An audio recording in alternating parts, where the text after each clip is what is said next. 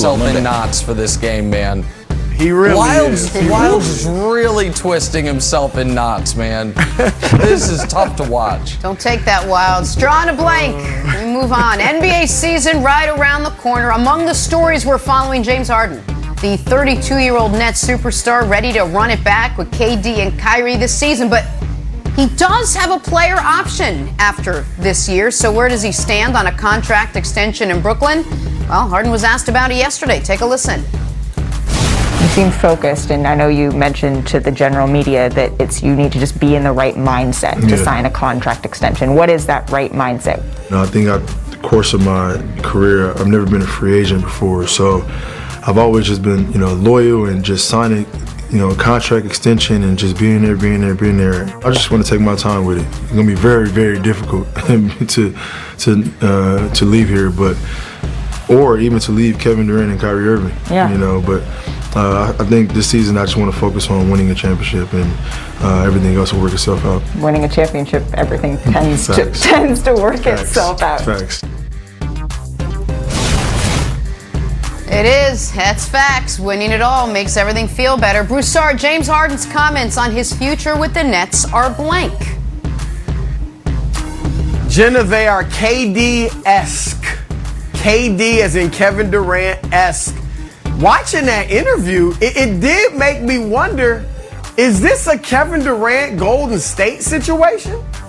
Where Harden just is going to Brooklyn to get his rings and get the monkey off his back, get the critics off his back who say he's never gotten the jewelry, and then he'll go do whatever the heck he wants. Once the monkey's off his back, he can go somewhere and average 35 points again and put up all these individual accolades and break all these records and stuff.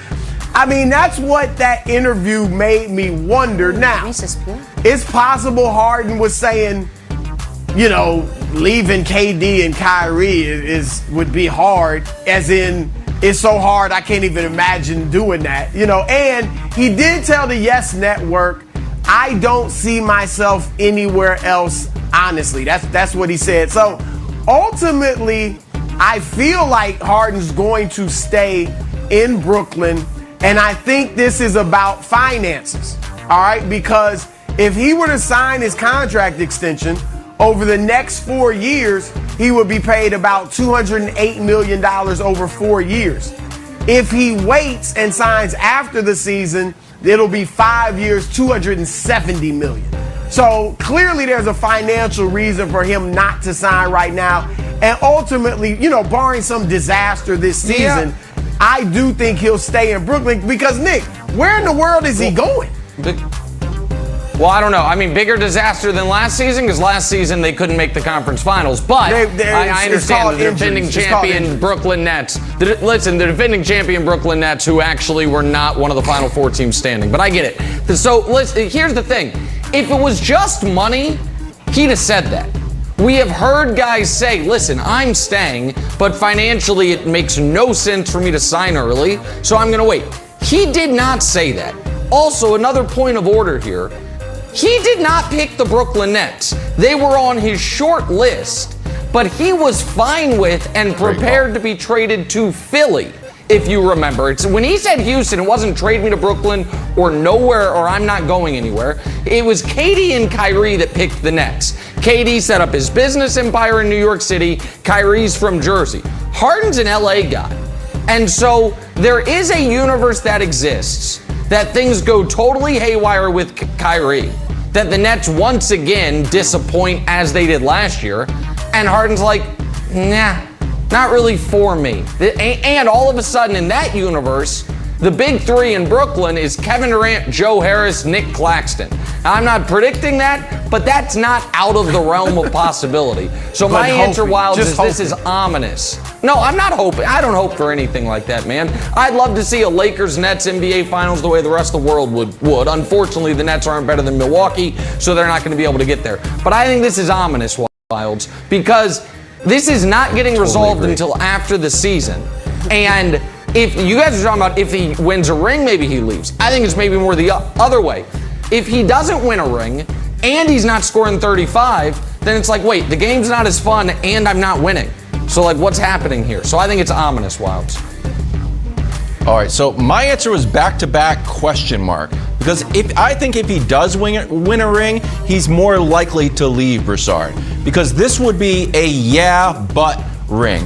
Giannis doesn't have a yeah, but ring. And a yeah, but ring is when you win, but it's like, yeah, but, you know, you had this guy, you had Steph on the team. So people without yeah, but ring, Steph doesn't have a yeah, but, Giannis, Kawhi, so like LeBron, of course. But this one would be like, yeah, but he had Durant. I think once he gets one, he's going to want to go somewhere else and establish his legacy. It's going to be just like KD, where you get one, but you're like, oh man, people aren't giving me enough credit that I thought that I was going to get. He's going to end up looking to go somewhere else. I thought it's fascinating, and if I had to put money on it, I bet he leaves. Wow. Bet he leaves. That's how I feel about my two Emmys. The old yeah, but. Back talking Patrick Mahomes. We'll move right on from that sentence. Two straight L's for Knicks Chiefs. Does that mean Mahomes? That's different. Lamar, the last thing you need, buddy, is more pressure. But you got a big neck, according to Nick. So clearly you can handle anything. So with that, I say, do it for the guy with the leg tattoos. Go win every game the rest of the way, buddy. I believe. Can we start a GoFundMe I'm holding a pair of glasses and wearing a pair of glasses. What I mean, tattoo those artist are bad was a stretch. tattoos, man. Yeah, really what bad. What are we doing? Really bad. They were basic. Hey, big game coming up. Everybody thinks it's Tom Brady and Gronk versus the old greatest coach in the history of all professional sports. It's not necessarily. It's also between Bill Belichick and Bruce Arians. A little war of words. Here's what Bill Belichick had to say yesterday about the Bucs offense. Bill Belichick said today that Tom Brady is running the same passing offense with the Bucs as the one he ran with the Patriots, 100%. You could call almost every play from the flare control to the protection, similar to the way we do it, aka I know everything you're going to do. Here's what Bruce Arians said when he was asked if Belichick's right about Brady running the Patriots offense at Tampa Bay. I think they copied a lot of ours. Oh, okay, Bruce. So it's probably the same. Ask them which film they watch every week. They always picked ours up and watch it, so it's the same stuff. Okay, yeah, sure, Bruce. Yeah, 100%. You know what Bill Belichick did when Jameis Winston was throwing 30 interceptions? Hey, fellas, gather around. Let's throw the tape on and Bruce Arians, no risk it, no biscuit offense. I'm sure that's great. So not only is it not true, in my book, maybe it's true. Here's the thing that Bill Belichick, he's such a genius. He is throwing down the gauntlet to Bruce Arians. Like, Bruce Arians, you can't win without Tom Brady either. Why don't you show me something in this game? Why don't you call out something special? Great mind games from Bill Belichick, the genius. Watch Bruce Arians try to do something silly and Belichick wins. Wild is really twisting himself in knots for this game, man. He really is. Wild's is really twisting himself in knots, man. This is tough to watch. Don't take that, Wild. Drawing a blank.